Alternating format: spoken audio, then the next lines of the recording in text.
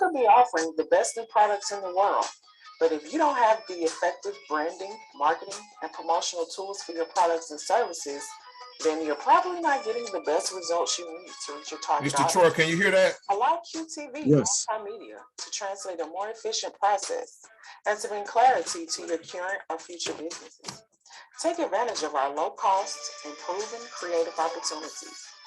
Email us at qtvmultimedia@gmail.com. That's qtvmultimedia@gmail.com.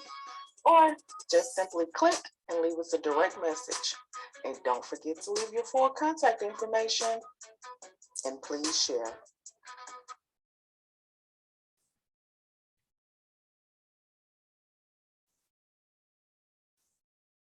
Hey, everybody, thanks for tuning in to QTV. This is another episode of Knowledge and Understanding. Hey, greetings, peace, blessing, healing, and abundance. Happy Friday, everybody, family. Hope that you're staying safe, taking care of yourself and each other, and we hope that you have blessings on your travel, your journeys to and fro. Real quick, we're going to do our shout-outs like we always do. Shouts out to our partners over at, as you can see, PCOTS, Project Keep Them Off the Streets, youth organization for all of your mentorship and positive reinforcement.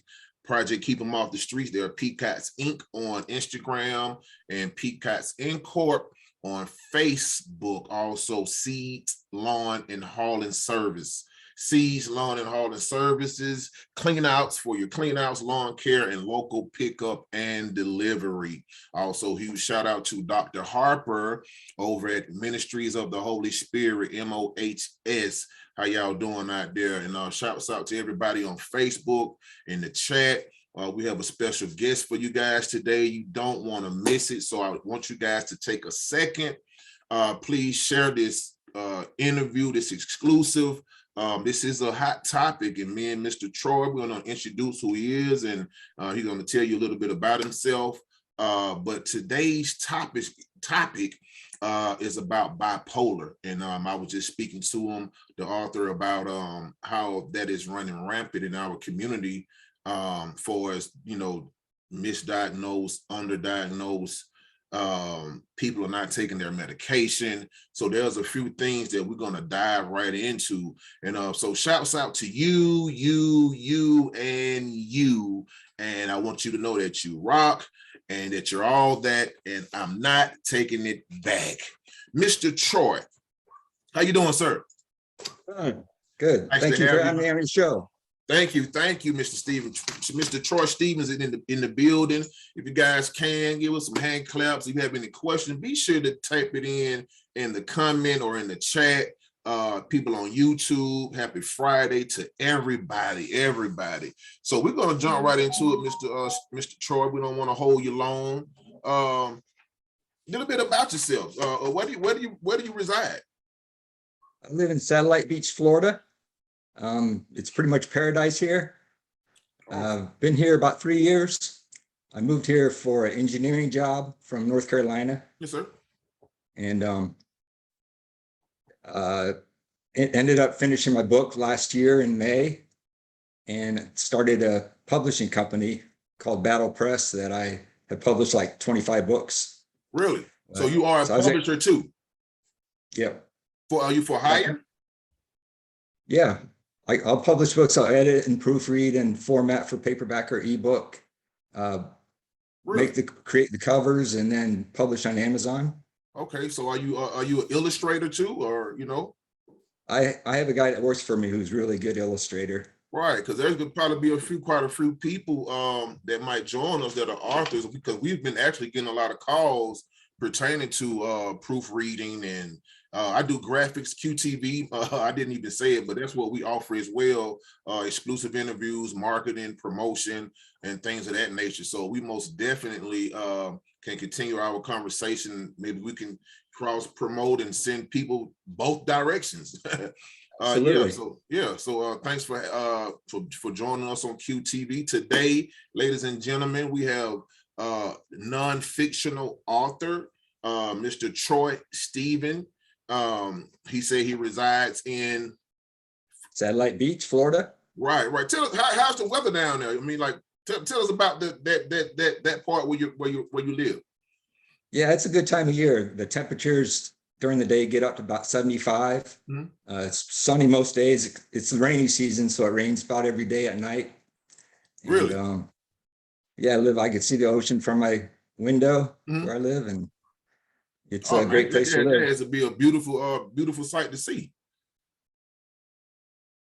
Yeah, it's close to Melbourne, Florida. So Okay, that's so people know that more than. so are you near any of the attractions that's in Florida? Are you what attractions are you near? I'm about an hour from Orlando, so there's Disney World. Okay. The Kennedy Space Center is about an hour away north of me. Okay. And Do you visit those yeah, often? I've visited several times. When people come visit me, we go, Right. try to So watch the rockets take off. right. I would love to see that one day. I would love to get down there and to actually see that with my own two eyes. Hopefully sooner than later. Yeah. So I understand that engineering has been your bread and butter. Yeah, I went to Purdue University and got an electrical engineering degree in '84. Mm-hmm. And then I worked, moved to North Carolina and got married in 1990. Mm-hmm. Lived there for 20 years. So I've been an aerospace engineer for most of my career. Mm-hmm. I got a master's degree from NC State University in '95. My bipolar, uh, my first bipolar episode was in 1993. So I've been battling bipolar since then. Right. Okay. Um, So tell us what does the engineering tell us a little about engineering. What does that entail? yeah, my job mainly I did test engineering Mhm. for aerospace companies like L3 Harris. We're making the integrated control unit for the F-35 jet. Okay. And it has about 25 different types of modules in the unit and it sits on the airplane, gets installed on the airplane. So my job was to test each of these different modules, and then once they were all tested, put them into the system and test it as a system. And along the way, I did a lot of technical writing, procedures and processes and test reports. So a combination of technical writing and test engineering. So this is what you love doing. So it's not considered work, right? They say when you love what you do, it's not considered work. Is that true? Yeah, I mean, I loved it along the way, and then I pretty much retired from it and started the publishing company, Mhm. which I love even more. But yeah, I've been lucky Right. with my career. Awesome, Mr. Troy. So children, grandchildren, you have any kids? I have 4 kids. Yes, sir. Yep, 30, 28, 21, and actually 34. So 3 girls and a boy. Okay, and I hear you a grandpapa 2 times. That's right. Yeah. Actually 3. Actually 3. Congratulations. Okay, you want to shout them out? You want to shout them out right quick? Yeah, shout out Braylon Mhm. and Carmela and Moses. Awesome. They're Awesome. 5, 3, and 6 months. Oh man, happy life. How's the granddad chair doing? It's doing good. Awesome. So we're gonna let's bag up a little bit. Tell I'm us sorry, about could I made a mistake. I need to plug in my computer. So please talk for a bit. I'll be right back. No problem. So once again, we want to shout out to everybody in the chat, Facebook Live. Let's go over here and check on some of the people. We see Lene, Pastor Curtis. Thank y'all for joining. Let's see. Today, a special guest today. We're honored to have the author Troy Stephen. He's going to talk about his book and dealing with bipolar disorder.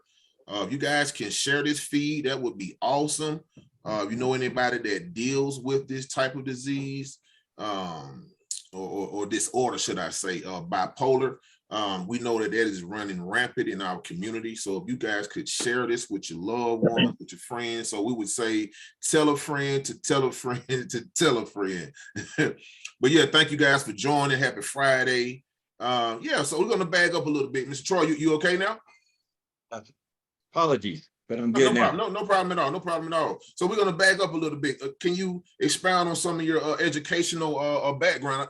I heard you say a few things, but can you reiterate again your background, educational, and maybe credentials? Sure. I grew up in Kokomo, Indiana, and then went to Purdue University and got my bachelor's degree in electrical engineering. Yes, sir.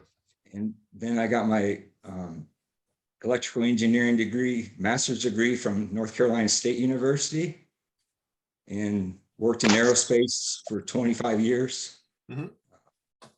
Awesome, awesome, Learn awesome. something every day. Right. So in the case of engineering, and you dealing with the aerospace, right?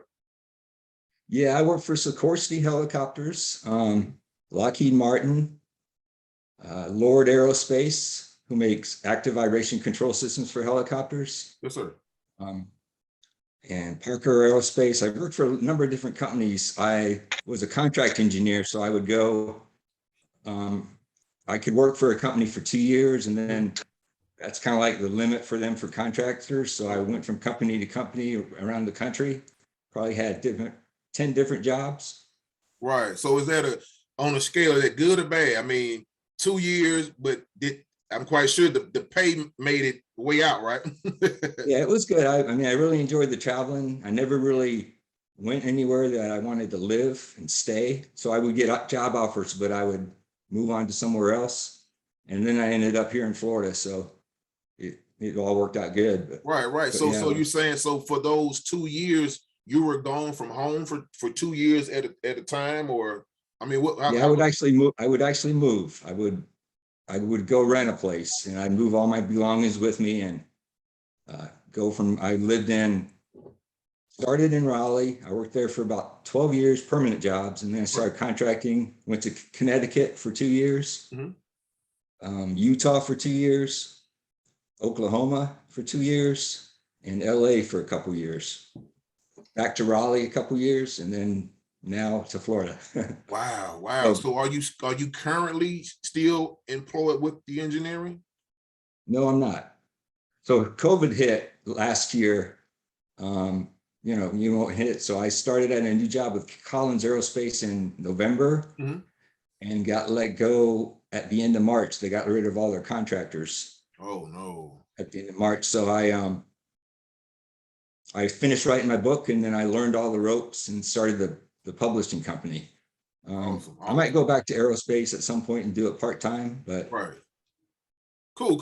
Awesome. So now that you ventured in the field of becoming an author and a nonfiction, you want to tell the people, that might not know what nonfiction is, just give them an explanation of what nonfiction is in that genre.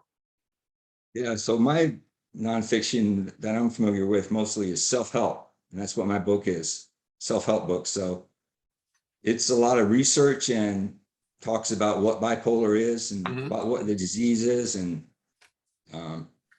it's a battle plan that I put together based on the recommendations of the psychiatrists. Yes. So the consensus of the experts in the medical community is that successful treatment of bipolar disorder depends on diligently following a comprehensive treatment plan, including medication, educating yourself about the illness, communicating with your psychiatrist and therapist, having a strong support system, and helping yourself by making healthy lifestyle choices. Awesome. And so these are some of the bullet points for your chapters in Breaking Bipolar? Yeah, so I made a bipolar battle plan made of 9 weapons, I call them. Okay. And the weapons go, based on a whole life wellness plan, like I just described. Right.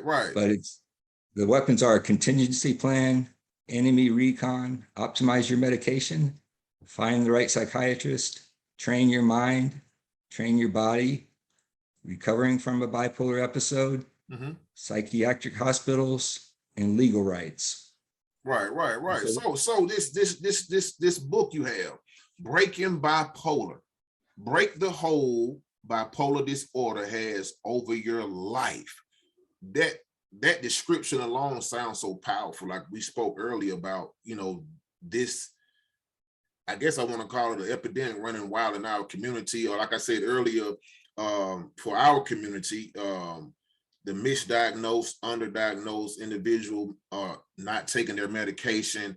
And then we have this huge part where some of these disorders are not dealt with properly. Then we have individuals that run into law enforcement. So I don't know if you could maybe speak on that, later on in the show. But let's talk about the book. I see about the book, Breaking Bipolar is an empowering self-help book with clear, detailed instructions on how to create a powerful battle plan to break the hold bipolar disorder has on your life, and eliminate bipolar episodes for good. So I was also reading that you had been, like you said, battling this bipolar disorder since 1993. So this kind of, I do know this kind of made you an expertise in this field. Am I correct? So to speak, yeah. It's learned a lot along the way, had lots of ups and downs, which is bipolar, highs and lows, I guess you could call them. Right. Okay, so Tell you a little before I about get into some questions, like when you found out that's what you were dealing with, can you expound on the what you felt, what prompted you to go seek help, and how did that take place? I began being anxious and not able to sleep, maybe feeling a little violent. My mood was fluctuating up and down. I had no idea what was going on. I had actually quit my job, which was probably part of going into mania. And I was at home for about 3 months, and this started happening. I got to the point where I couldn't sleep and decided, well, I'm going to drive down to Florida and hole up in a hotel or a motel for a while to try to figure out what the heck's going on. But I got about 2 hours away from Raleigh, started heading south, and I couldn't bear to leave my kids. So I drove back into town, and I went to an emergency room of a regular hospital and described everything that was going on with me. And they transported me to a psychiatric hospital. And I voluntarily admitted myself into the hospital because I was didn't feel safe, and I had no idea what was happening. And pretty much had a psychotic break when I was in the hospital, got put on medication, was there about 3 weeks, and then came home from the hospital, changed forever. How did this happen to me? How did I lose control of my mind? And had to pick myself back up and proceed with life. Right. So for our listeners, and I know you just explained that, but from your personal experience, just to home in with a magnifying glass, and for our listeners, what are some of the things to tell them if they are experiencing some of these? What are some of those things that you can tell them again? What if they're feeling? Let them know again. What are some of those things? And we're gonna continue to get into some more questions. Yeah. So really, with bipolar, if you're bipolar, your mood is fluctuating, and you'll go in. If you have an episode, which I call a serious episode, where something bad happens that you crash and burn, most people start with mania, and they'll have euphoric thoughts, lots of energy, not sleep as much, hallucinations, paranoia. There's all kinds of symptoms that people could have. So in my book, I have a checklist for mania that has about 15 things on the checklist. So people can read it and say, am I experiencing this? Am I experiencing this? Check it off. Maybe I'm having mania. And then mania, usually you'll crash from the mania. Something bad happens, and then the people will get depressed. So people who are bipolar are depressed more than longer period of time than they're manic in most cases. Okay. So there's like a drop down box with a few other things that we might need to pay attention to as well. So the hallucinating, so with the hallucinating, that comes without any recreational drug usage. Well, to tell you the truth, I used to smoke some pot. Mhm. and maybe it exacerbated things. Okay. Okay. If I didn't smoke pot, would I have had a bipolar episode? I would say so. My dad was bipolar. Mm. Sometimes bipolar runs in the family. It's genetic. Okay. But yeah, drugs aren't good. Right. So okay. So you kind of explained the attributes of the disorder. So let's talk about like what is it? What is the disorder? Yeah, I'll read it off exactly. Bipolar disorder is a treatable illness marked by extreme changes in mood, thought, energy, and behavior. Bipolar disorder is also known as manic depression because a person's mood can alternate between the poles. Mania are the highs, and depression are the lows. The change in mood can last for hours, days, weeks, or months. What bipolar is not. Bipolar disorder is not a character flaw or a sign of personal weakness. Wow. Okay. So that's kind of the definition. Right. And I may ask you to read that again before we get off of here, but we're gonna kind of keep it moving. And can you tell us, Mr. Troy? Once again, I want to shout out to everybody in the chat. Pastor Curtis, Lene, Paula, I believe some more people are on.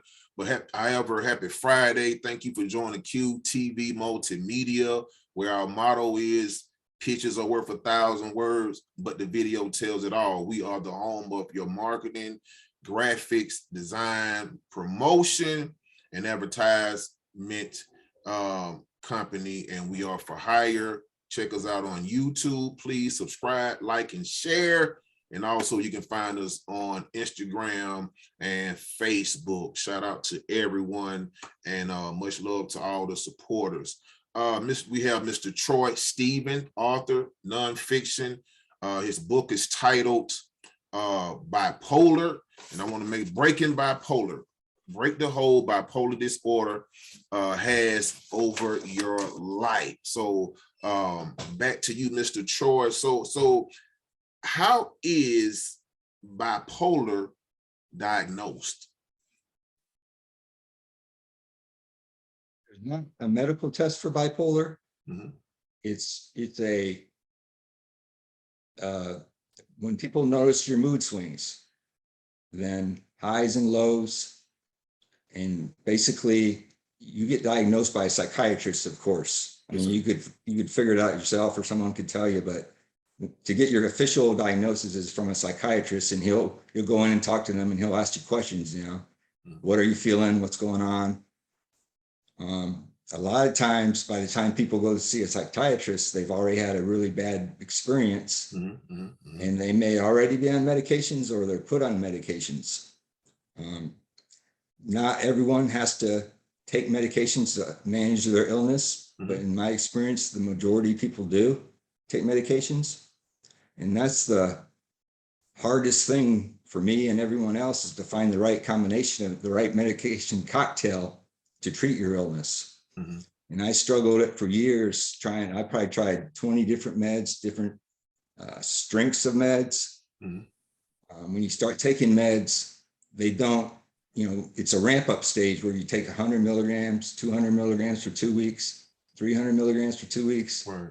Stabilize at 500 milligrams. That kind of series is how you go on the med. So you really don't know if it's working until you get up to that 500 milligrams and stay on it for a month. And then you're also on a couple other meds that you're doing the same thing. They have mood stabilizers or certain kinds of meds. So finding the right combination of meds is huge for someone who's bipolar. Right. And I really didn't find the right combination of meds for me that I felt like I was always, okay, I could be better than this. Why is this? Am I having like shaky hands or trembly hands? There's all kinds of little symptoms. Hey, I'm having this, but I'm working in an engineering career, but I know that I'm not optimal. And so finally in 2015, after my third episode, which happened out in California, I found a psychiatrist, and so finally came up with the right combination of meds for me. And now I'm, instead of going 30 mile an hour in a 60 mile an hour zone, I'm going 60.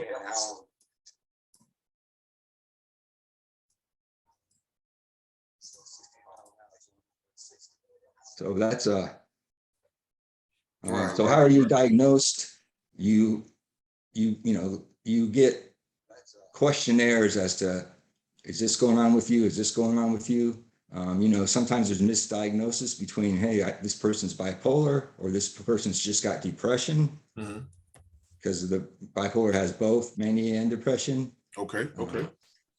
Man, It's it's a fine awesome, line man, between. that you have this information to share with us today, man. I think this is like I said, I'm gonna reiterate. I think this is one of the most important interviews we've done when we're dealing with the people, and and how that disorder is. Now I'm not jumping off the subject, but I do want to ask this question for those that are in relationships and have a family.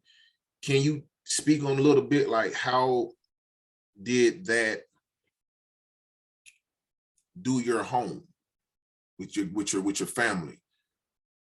Talk to us about that a little bit. So I was married for 15 years. I had been married for 3 years when I had my first episode, my first bipolar episode. My kids were small at the time, so they really didn't know really what was going on. As time went by, I didn't have my second episode until 2005. So from 93 to 2005, I was on medication, trying to, learning to deal with the illness. Got divorced after 15 years. What if I got divorced if I wasn't bipolar? Probably. But, okay. Otherwise we had a great life. We went camping and went on trips, and pretty successful. We had enough money to get by. Right. And Understand. Cool. Okay, cool. Yeah. So now I do understand that you said it's genetic, because I was going to ask you, are you born with it? But you did say your father was dealing with the disorder as well, correct? Yes. A lot of research shows that it is genetically based. Sometimes maybe your great grandma had bipolar, but your grandma didn't, and your dad didn't, and the fourth generation gets bipolar. Sometimes people have the bipolar chemical makeup to become bipolar, but it doesn't come about until there's some major stress, for example, that kicks it off. Right. So I would say yes. It just kind of lies dormant. Right. So I'd say you're born with it, in my opinion, but I would have to say yes. Right. But we do know now that there are triggers that can manifest it to a whole nother level. Right. Exactly. Right. So with the holidays coming up, how does this affect someone with the with bipolar disorder, dealing with the holidays and stuff? Yeah, definitely holidays bring stress. There's triggers for episodes, they call them. I have a list of triggers in my book, but some of the triggers are stress, traveling, could cause a lot of stress to people. Yes, sir. Changing of time zones. If you don't get enough sleep, that's stress. So the holidays, also when the light starts changing in the fall, and you got less sunlight, people are prone to get depressed. On the other side, in March and April, when the sunlight is getting more and more light during the day, people kind of go into mania. But back to the holidays, there are things that you can, like following my plan. Some of the things that you can do is you should get out and talk to people every day. Don't isolate at home. COVID's caused a lot of this to happen, probably made things worse, but I agree. It's a good thing to get out and socialize, talk to someone at least once a day, go coffee with your buddy or whatever. Right. Okay. If you're feeling, and if you're feeling that you're having symptoms, don't feel like you have to go see your mom up in Indiana. Things aren't good for you. But do find some type of help if you are experiencing some of these symptoms, quote unquote. Yeah. So I have one of my weapons in my battle plan is a contingency plan. And this is like the last ditch effort to stop from having an episode and crashing and burning. So the contingencies plan is, you have a agreement with your psychiatrist that you call anytime, day or night, and that they'll talk to you, help you, or you go in and see them. You have a friend or couple friends that understand your illness. That, like part of my contingency plan is my Uncle Bud. He understands my illness. If I call him, he can talk me, ask questions and zero in. Are you having an episode or not? One other thing that helped me a lot was when I get manic and have bipolar going to an episode. Yes, sir. It's funny because I'm fine, my mood is fine, I'm normal, I'm at work, but then all of a sudden, almost instantaneously, I start having these symptoms like I'm gonna run across the room as fast as possible and get out of the building, or it comes upon me suddenly. Mhm. So I asked my psychiatrist about how to handle that, because they could be extreme things. You gotta Right, get it under control. Right. And he said one of my medicines is Seroquel, also called quetiapine. Mhm. I take 500 milligrams of that at night. He Mhm. said, carry a pill of that with you in your pocket and take it when these feelings come upon you. Right. And You can it chew it also up. sounds like panic attacks. A lot of people describe that kind of nature when people have panic attacks. So is bipolar, is it a combination of a lot of, maybe a cluster of other whatever we want to call it? It could be, like I said, sometimes the diagnoses are close between each other. Right. But my bipolar is more than just a panic attack. It's continuous. Once you get into mania, it's a continuous thing, and my mood will fluctuate up and down.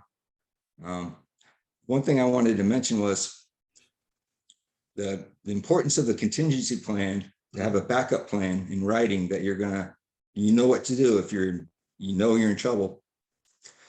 Up to 20% of people who are bipolar commit suicide. It's a statistic. Lots of studies have been. So it's a dangerous disease. You think about it, 20%. So people, we need to have a evacuation plan, like the fire drill. Yeah, like I said, contingency plan. Call your psychiatrist, call your buddy. What are you going to do if you get into trouble? And know that in advance. Have the numbers in front of you. There's also like suicide hotlines that you could call, national suicide hotlines, or bipolar text lines. That if you have have this in front of you, keep it in your car with you or whatever, that you can pull out and then call these numbers or not, get help. Basically, you got to get help. Right. So Mr. Troy, what would you say about social media? Do you think it helps a person with bipolar disorder, or it doesn't help? I think it's based on the person Mhm. and how much they pay attention to social media and what the social media platform they're using is. Mhm. I know for me, like Facebook, I really didn't get into a lot when, my buddy's having a birthday, Mhm. I didn't want to pay attention to all that, but social media could be good because you could learn a lot of things. Like besides this, there's other bipolar meetings that'll go on that you could join in, like that, and learn a lot. One of the things that's helped me a lot is bipolar support groups. That I go to a bipolar support group a couple of times a month, and so you're in person with 6 or 7, however many people. Right. They're all bipolar, and you have a coordinator, and go around the room and say what's going on with you, having that personal interaction. Social media, though, I'm talking about. It's could be good, could be bad. Right? Yeah. A lot of triggers could be on social media if you don't handle stress properly. Once again, you want to take it back to the chat. Want to shout out to everybody, man, that tuned in. We have an awesome guest today, author Troy Stevens. He is the author of Breaking Bipolar. He's in the building, joining us on QTV. We're just having a discussion right now about bipolar and some of the diagnosis and some of the triggers, and he has an awesome game plan that is throughout his book, through some of his chapters, about the author, Troy Stevens has been battling bipolar disorder since 1993. He is a graduate of Purdue University and holds a master's degree in engineering from NC State University. He has worked as an engineer since 1984. He is a proud dad of 4. I think you said you have 3 grandchildren now. Right. So we want to shout out to his whole family. And okay, let's jump into the book. We want to kind of give you the floor. You want to talk about, some of the chapters and maybe give them some pointers. I know you say you had like 1 through 13. So if you have any particular one that you might want to give us some pointers on, or a quick hit and miss, take this opportunity to do so. Yeah, great. So I have 9 weapons in my battle plan. We talked about the contingency plan. The next plan is that I call enemy recon. And this is basically learn as much as you can about the illness, everything, get a master's degree in bipolar disorder.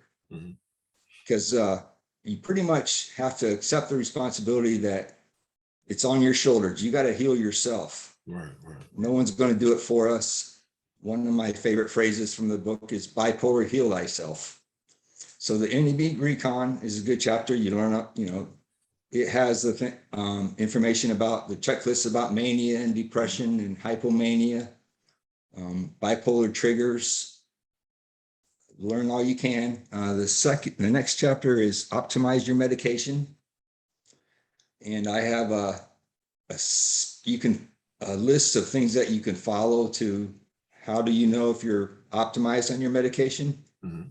One of the things is every time you have an appointment with your psychiatrist in advance, figure out, am I happy? Is bipolar affecting my life? What the heck's going on? Most of the times it is affecting you in some manner or other. So be able to explain that exactly what's going on with your psychiatrist. And he can modify your meds, add another med, take one away. And that goes back to what I was telling you about.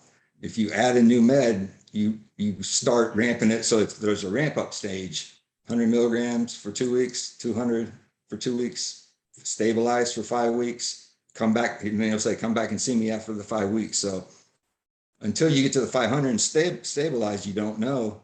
And you're taking other medicines. So being able to explain to your psychiatrist exactly what's going on to you at each appointment, so he could adjust your meds if needed, is important. And you need to find a psychiatrist you could trust. That's another chapter for my book, is you got to find a good psychiatrist who knows what he's doing. He's got some years in treating this kind of illness in a hospital. He's an expert, and you trust him with your life. Okay. And then there's a ramp down stage on the meds. That's also in the optimize your medication, where you're going off of a med. You can't just go from 500 milligrams to 0 milligrams, or else you're going to get in big trouble. So you got to ramp it down. And at the same time, you're ramping another one up. So optimizing your medications is a complex endeavor. But I would say to everybody that is bipolar to have hope that there is a treatment. There's the right kind of combination of medicines you can take. There's steps that you can take, follow a plan. And that there's hope, and you could overcome it.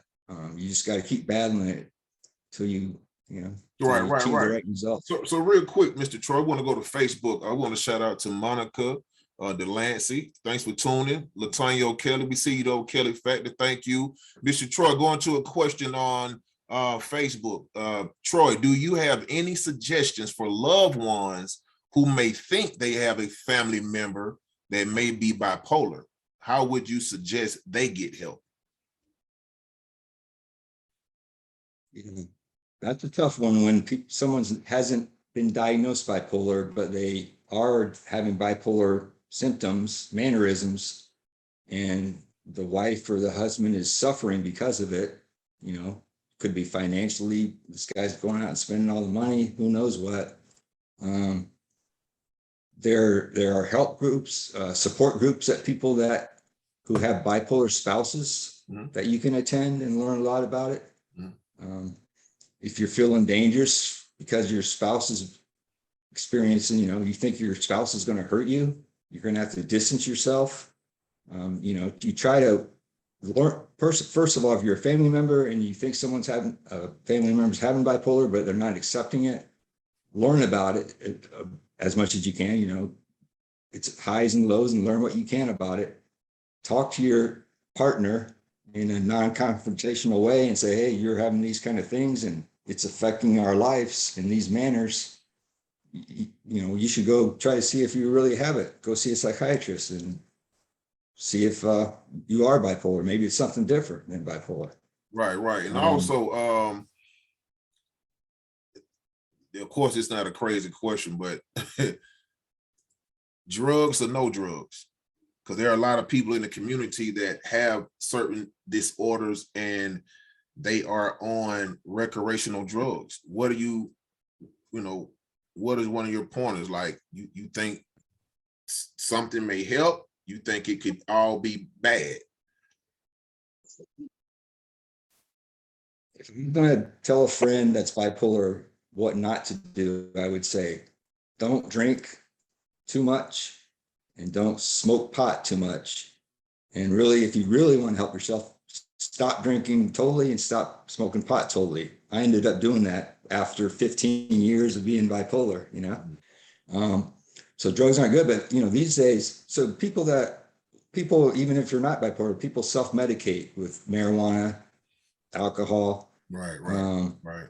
These days, pot's getting legalized, right? So, and they're becoming more, the strains of pot are becoming more smooth and combined and effective. There's probably people that up and down A1A here in Florida, there's psychiatrists and people probably go and say they're bipolar, and they'll talk their doctor into prescribing medical marijuana, you know?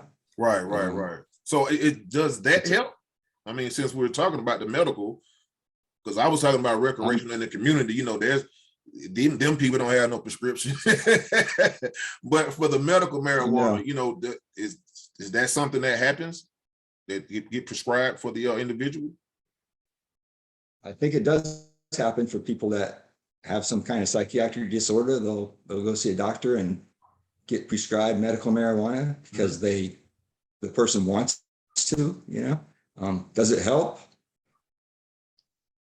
I don't know, you know, the jury's out, right? Right. One more comment from Monica Delancey. She said that you are so brave to tell your story. Yes, he is, Monica. Yes, he is. So, Mr. Troy, back to you on some of the pointers and chapters in your book. You can start, you know, finish where you left off. Right. So I talked about the contingency plan, about enemy recon, learning all you can about the illness. I talked about optimizing your medications. I touched on finding the right psychiatrist in that chapter of my book. That weapon, there's a checklist of, if you aren't satisfied with your psychiatrist and you want to find someone else, there's a list of questions that you can ask them.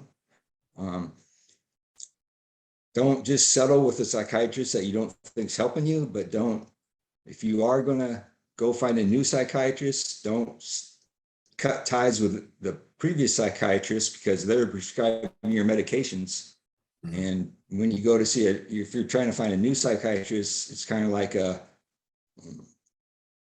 it doesn't help when you're going to expect them to give you new medications on the first visit. So find a psychiatrist you can trust. So that's a weapon, finding your right psychiatrist. Train your mind. So is that kind of like you building your defense and your how would I want to say this, your village, that this doctor kind of, do they work together? You, like you said, don't stop this one because you went over here, kind of, because somebody has to follow your history, right, and your medical record. Yeah, I mean, a lot of times you go to a new psychiatrist, and I've had like 8 different ones throughout my illness because I moved to different states. Okay. You go to a new psychiatrist, and finding a good one is hard. I've been lucky though. So you go to a new one, basically they'll say, call your older psychiatrist and have them send your medical records. So they'll get those medical records if they're going to start to treat you. But so, you don't want to go finish. I had a question for you. No, go ahead. So what qualifies a doctor to not be a good doctor? Is it his knowledge? Is it you have to start all over when you meet a new one? How do we, you know, what makes them a better or good doctor than the previous experience?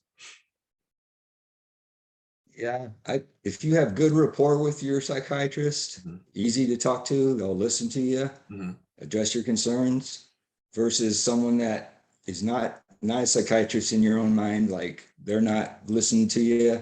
They're saying, okay, you just need to stay on the same kind of medications, quit being a wimp, you know, Right.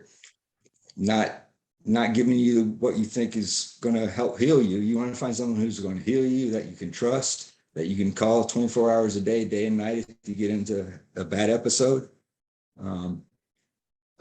I always like the thing about if psychiatrists have had experience in treating, you know, being in mental hospitals, treating patients, that they have those years of experience, because they know what's going on, versus someone that's, you know, fresh out of school, or not fresh out of school, but just doesn't have that experience in, you know, in their toolkit. Right. So up to date, is it fair to say that there's no cure, but scientifically the medical industry understands what they're dealing with, though, because we know what the diagnoses are, and we know what, you know, these different attributes that are given to the bipolar disorder? I would say right now there's no cure for bipolar disorder. There's only treatment. And the best treatment is to follow a whole life wellness plan consisting of, you know, physical activity, getting a lot of sunshine. There's all kinds of different steps you can take, finding the right meds, get a good psychiatrist, follow a plan that's going to work for you. Put it in writing, but no, there's not a cure. Right. Understood. So what do we have next, Mr. Troy? So I have one of my chapters or weapons is called Train the Mind. And I like this chapter a lot because if you think about it, your mind, you're in control. And if you have a bipolar episode, then your mind's not in control. You know, it's taken over. It's kind of like Dr. Jekyll and Mr. Hyde kind of scenario. Right. So training your mind to have fallback mechanisms and techniques that you can follow. One thing that I do when, a lot of times when you're depressed, you're ruminating over past things that people said or events that happened even years ago. And you keep thinking about it, your mind's fixated on it. So once I realize I'm having those kind of thoughts, those negative thoughts, then my psychiatrist came up with this idea, say out loud the word noise, and then switch my train of thought to something positive. There's one of my favorite authors is Napoleon Hill. He wrote Think and Grow Rich. He has one of his processes or techniques is called autosuggestion, where you decide this is my major goal that I want to accomplish. And then while you fixate your mind on, I want to accomplish this goal, and you think about it and envision it, and then think positive thoughts, then your subconscious mind will kick in and help you obtain what you're trying to accomplish. So autosuggestion is a good one. Awesome. So there's several things in the chapter Train Your Mind that you can do to, the more techniques and powerful your mind is to be able to combat these symptoms, and it'll keep, if you figure out these 5 different things that you can do in your mind, these techniques you could follow, and then that will keep you from having stress and being anxious and having these negative thoughts. Those are the triggers for an episode. So learning in your mind how you can keep those triggers from happening is powerful. Right. So Mr. Troy, here's $1 million question. Tell the people where to get this awesome book, sir. Breaking Bipolar is available on Amazon, paperback or ebook. and it's available on Amazon as Audible. You could buy the audiobook. And it's also available on my website, battlepress.media. But yeah, it's a great book. You guys should read it. It's Right. We want to we'll have opportunity to put that information in the chat, hopefully, or it will be on the edited version. So can you give them that information one more time? Mr. Troy, do you have a Cash App? You know, if people want to support you financially or whatever for your story. You want to put that out there along again with where to find your book? I really don't have a Cash App, but if someone buys my book, they're supporting me, you know? Right.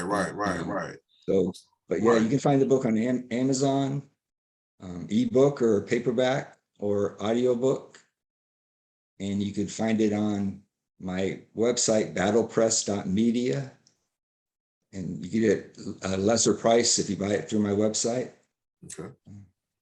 All right. And they can find you on Google as well. If they Google it, will they be able to find it? This is and give them the title of your book again. Title is Breaking Bipolar.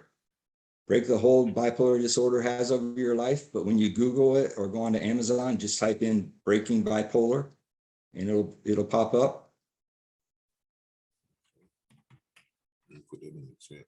So before we get out of here, Mr. Troy, we don't want to hold you long. We're going to give you the green light to speak on anything that we might not have talked about. If you would like, you can take this time to give us some information, some tips, however that be, sir.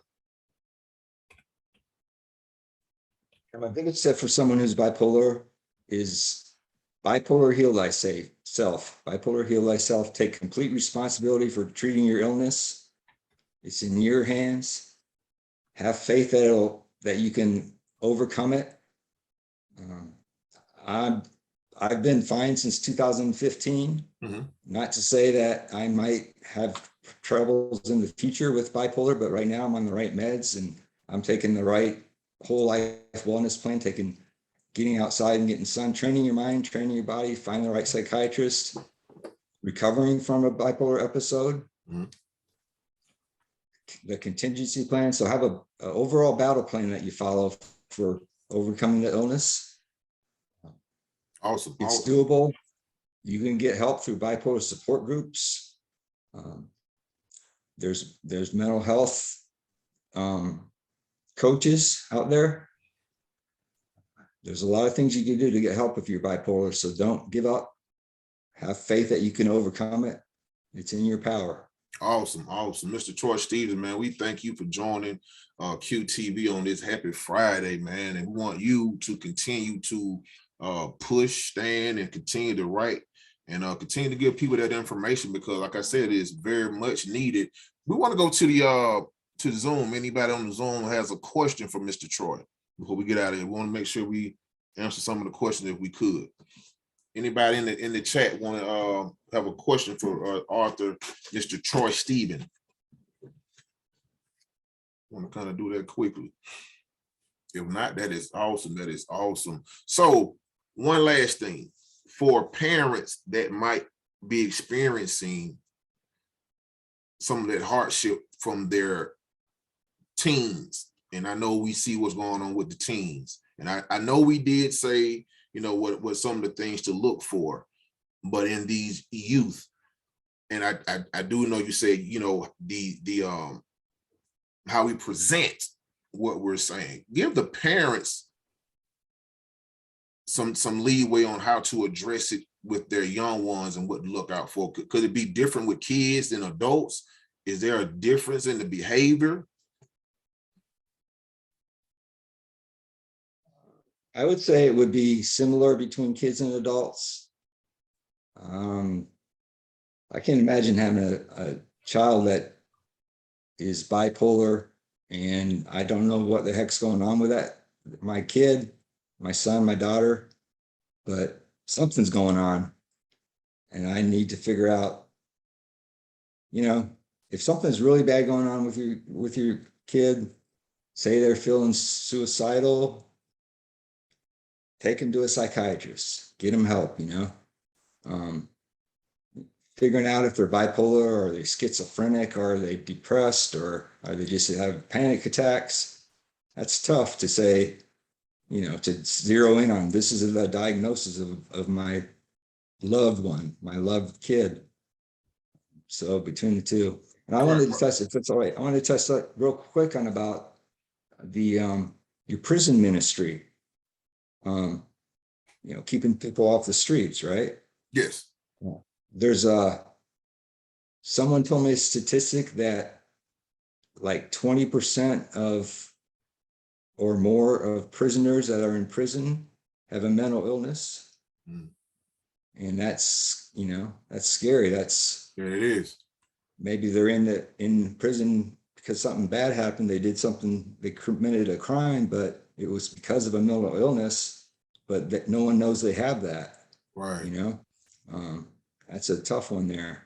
Right. And we also, even with the program, we also we had a call yesterday, and I had to make sure I asked them that, because, you know, the some of those disorders or mental disruptions are not always behavioral. And I tell some parents, you know, they have to maybe look into it a little bit more, because it's more than a behavioral issue. You know what I'm saying? There's another cause behind that. Mr. Troy Stevens, man, thank you for coming through with that awesome information, man. This is worth paying for, man. You know what I'm saying? Because like you said, statistically, and I know people in the community, we know people that suffers with this disorder. And if they're not being diagnosed, they're going underdiagnosed, misdiagnosed, and then we have, you know, the recreational drugs on top of that, man. So we thank you for joining. We want to shout out again to all of our partners. Project Keep Them Off the Streets. You guys be sure to head over there, like them on YouTube and Facebook and Instagram. Seeds, lawn and hauling service, cleanouts, lawn care, local pickup and delivery. You can find them also on Facebook. You know, this is QTV. Shouts out to Dr. Harper over at Ministry of the Holy Spirit. Hey, this has been wonderful, man. This has been a real learning experience for ourselves, and hopefully for you guys that are tuned in to YouTube and Facebook and stuff like that. Mr. Troy, thank you again, sir. This was awesome, man. Very educational, very informative. You have anything you want to say before we get out of here? Well, thank you very much for having me on your show. No problem. Hope to see you back soon. If you have any updates or whatever you have going on, be sure to let us know. You know, what do you have going on, and we would love to support it. And be sure to stop by any time, sir. All right, you guys have a good one. Have a great weekend. Likewise. Check out QTV TV signing out. You're tuned in to QTV. I'm glad you want to know more. You got God bless. So checking in with QTV Multimedia. Yes, sir. So, this is QTV, you heard? Yeah, all the way live in the ATL. All right. QTV show. People all of the time do the flight design. TV, multimedia. I'm not the son, but I'm helping them shine with inquiring minds. TV, multimedia. Let us add a vision to your brand. We can come up with a plan. Show you how to expand. Q Harvey is the man. In order to advance, he gotta take a chance. TV, multimedia. This is the boy Magic Big on the 2 Club shout.